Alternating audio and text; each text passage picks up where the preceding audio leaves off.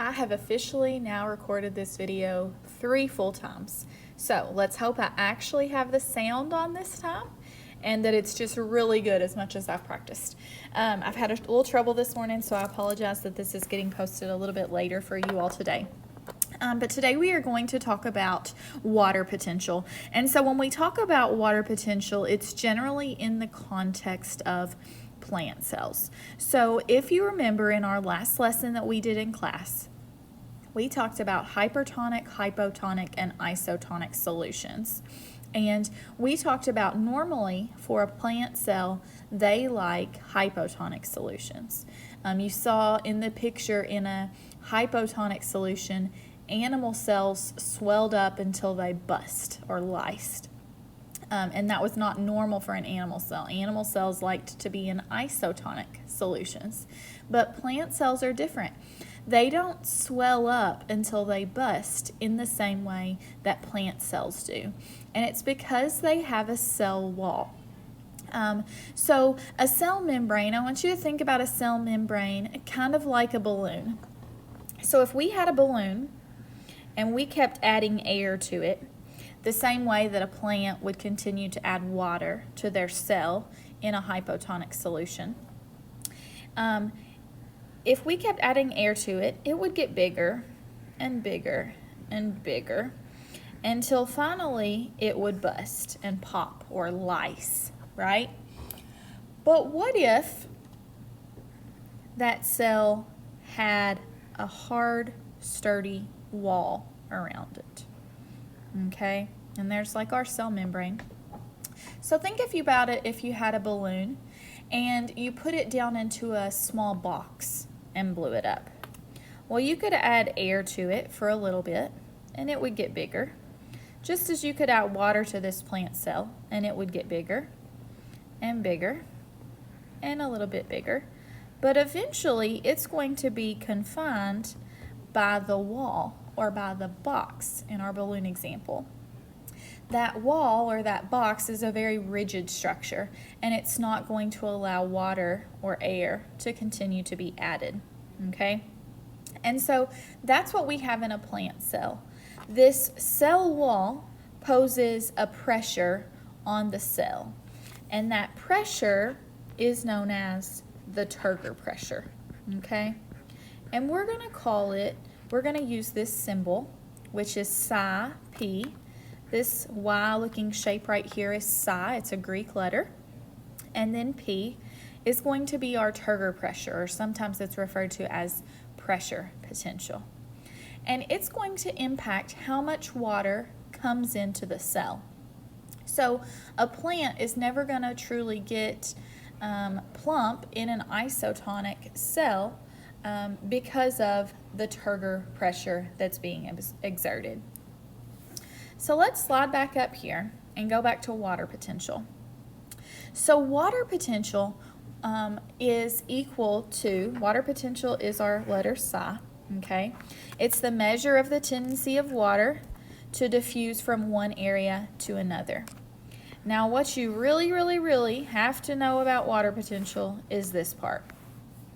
Water is going to flow from an area of high water potential to an area of low water potential, okay? Water is going to flow in that area. So we're talking about osmosis because we're moving water, not particles. So it's going to move from high water potential to low water potential. Well, water potential is made up of two components. We have water potential is equal to pressure potential plus solute potential.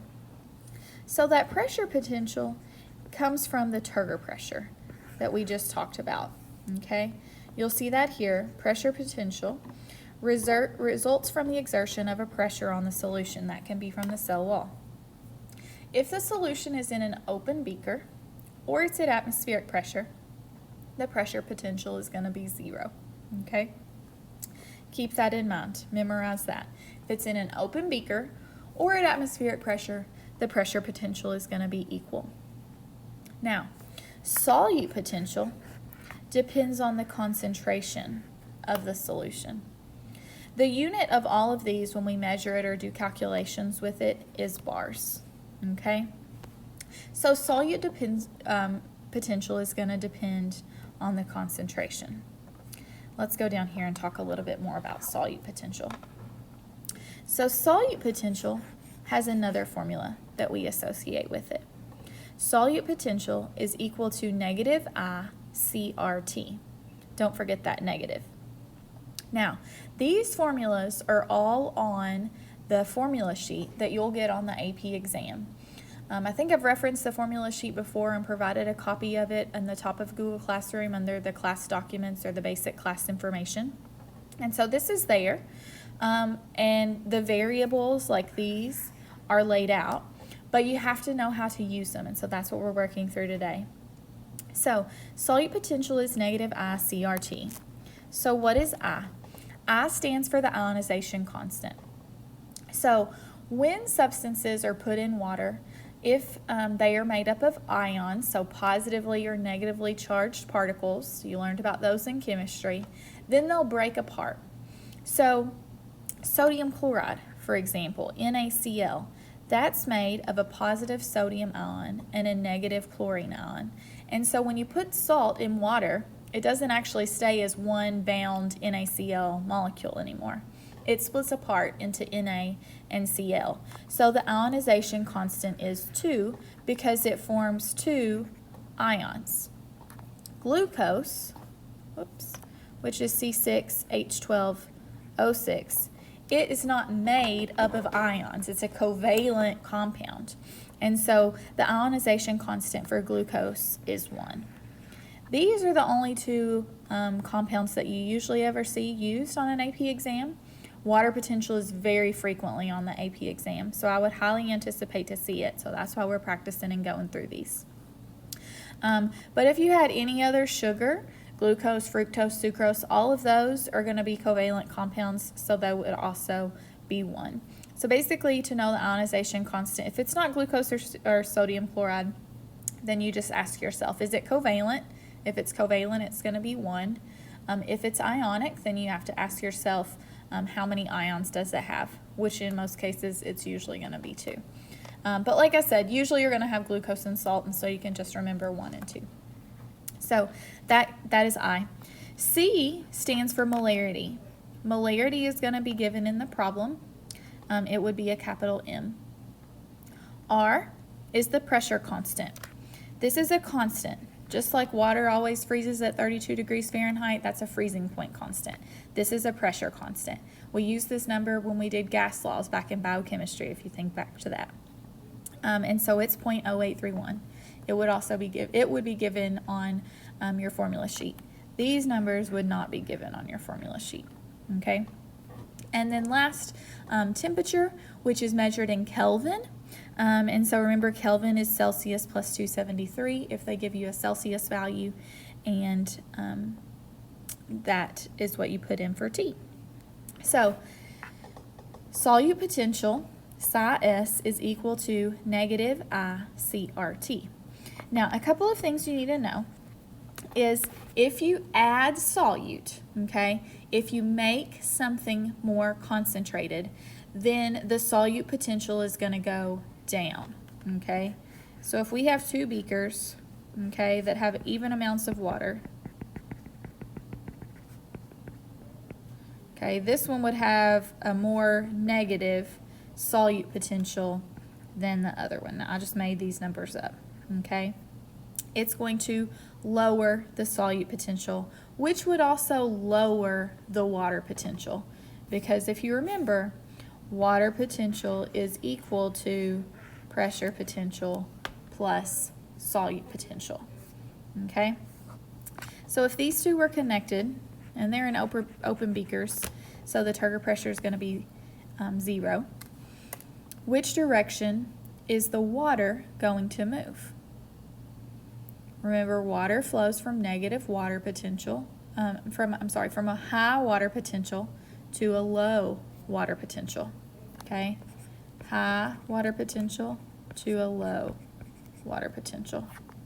So you should say the water is going to move to the left, okay? So when there is more solute in there, like there is in this one on the left, then it's going to lower the water potential or lower the solute potential, making water more likely to go in that direction. Okay? Now, one thing that's kind of different about plant cells, but very important, is because we have the pressure potential and the Turgor pressure, eventually the Turgor pressure is going to cause the water potential of a solution to be in dynamic equilibrium with the water potential of the plant, even though the concentrations aren't equal. Okay, so the water potential can be equal even if the solutions are not equal. That's important. The water potential can be equal in a plant cell even if the solutions are not equal because of the Turgor pressure. Okay, and so I'm going to show you what that means. So I've linked this on the class assignments page. It's a 4-page document. This comes from the AP lab manual. I don't get you all a copy of a lab manual. If you need any pages, I'll just copy them for them or make them available to you. But these 4 pages are pretty important. They give some background on this diffusion and osmosis unit and these labs that we've been doing, as well as water potential. So on this page, you can read about water potential. We are going to come over here and look at some examples on the last 2 pages with water potential. Okay, so let's look at this first beaker here on the left, beaker A. So we have pure water in the beaker, and so it tells us that the water potential is 0. It has 0 pressure potential because it's an open beaker, and the solute potential is 0 because it's pure water. There's nothing dissolved in it. So the solute potential of pure water is always going to be 0. Okay? Now, contrast that to potato cell. It says the potato cell has a water potential of -3. The pressure potential is 0 because it's in an open beaker, and the solute potential is -3. So they gave that to us. They could have calculated that from something that they knew or whatever. So my question to you is, in this beaker, which direction is the water going to go? You should say the water is going to go from the beaker into the cell because it's going to go from high water potential, the 0 of the pure water, to the low water potential, the -3 of the potato cell. Okay, so water is going to move in. And we see that happen over here in beaker B. Sorry, I got on my eraser. We see that happen over here in beaker B, and you can see that that cell swelled up a little bit. Okay, so the solute potentials are still not equal, but what we see is that the water potential is equal, and that's important. Okay, it's reached a state of dynamic equilibrium. So does the movement stop? No, but there's no net movement of the water, meaning water is moving in both directions, in and out, at equal rates. Okay? We see that also in the second pink beaker down here. The water potential is equal, so this is in dynamic equilibrium. But you see that the solute potential is not equal, but it's offset by the pressure potential. Okay? The plant cell has a pressure potential that contributes to make the water potential equal, even though the solute potentials are not equal. Okay? Now, let's look at a couple examples together. Calculate the solute potential of a 0.1 molar sodium chloride solution at 25 degrees Celsius. So it asks us to calculate the solute potential. Solute potential equals -ICRT. Okay? And this is the solution, a sodium chloride solution. So 0.1 molar, we should recognize that that's going to be our concentration, which is C. NaCl has 2 ions, so that's going to make our I equal to 2. it's at 25 degrees Celsius, which would be plus 273 to give us 298 K. Okay, so let's calculate for the solution the solute potential. So -2 times 0.1 times that R, which is always 0.0831, times 298. Okay? If you multiply that out, and don't forget to don't drop the negative, you should get negative 4.9 bars. That's the solute potential. Okay? Now, let's look at the plant cell. I don't know how I keep getting on my eraser. So it says, if the concentration of sodium chloride inside the plant is 0.15 molar, so we have a new concentration, which way will the water diffuse if the cell is placed into that solution? Okay, so this is going to be the same formula, and everything's going to be same except the concentration. We're still dealing with sodium chloride, so it's -2. The concentration changed to 0.15. The R constant is the same, and the temperature is the same. So if we multiply this out, we should get the solute potential for the plant cell is -7.4 bars. So, which direction will the water move? Well, if you remember, water moves from high water potential or high solute potential to low solute potential or low water potential. So you should say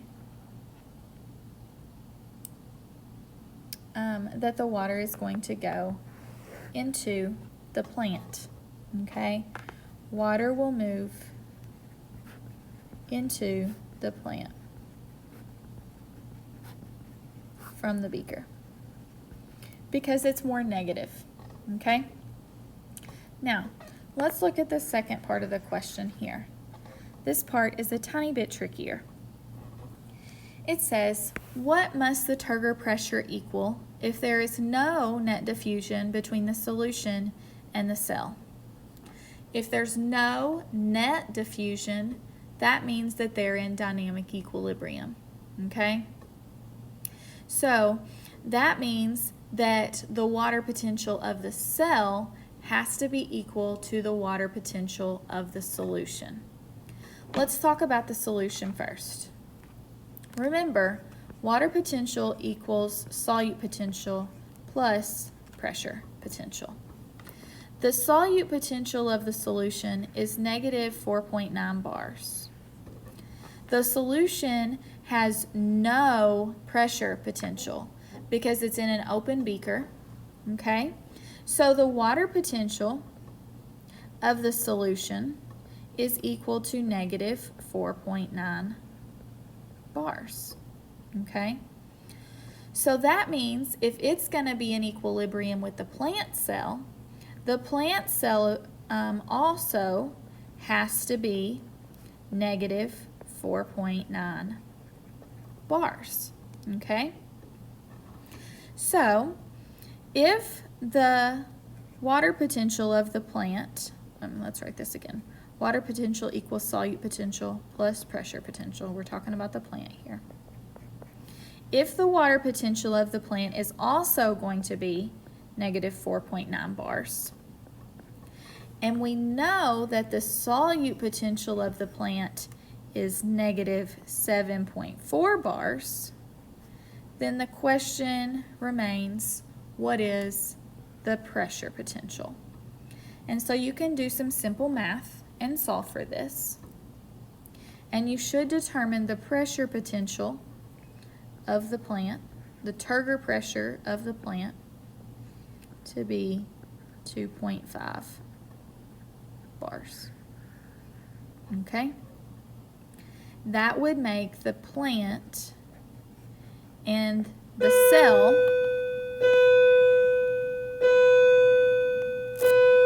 have equal water potentials. And if they have equal water potentials, then there would be no net diffusion, which is what is described in our problem. Okay? So, you all have several calculations over these.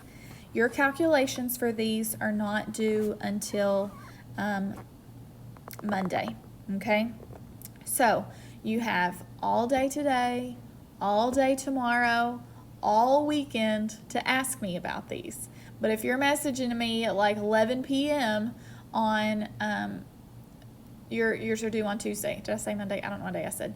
They're due it on Tuesday, or they're due at midnight on Monday. That's right. They're due at midnight on Monday. If you're messaging at me at like 11 p.m. on Monday, I'm not going to help you. Okay? I'll help you all weekend. I'll help you today. I'll help you tomorrow. But don't wait until the last minute. I'm giving you an extra day on these so you can get help if you need it. Okay? Make sure you go back through and read this information, copy these notes down so you have a good reference, and let me know if you need something. You all have a great day.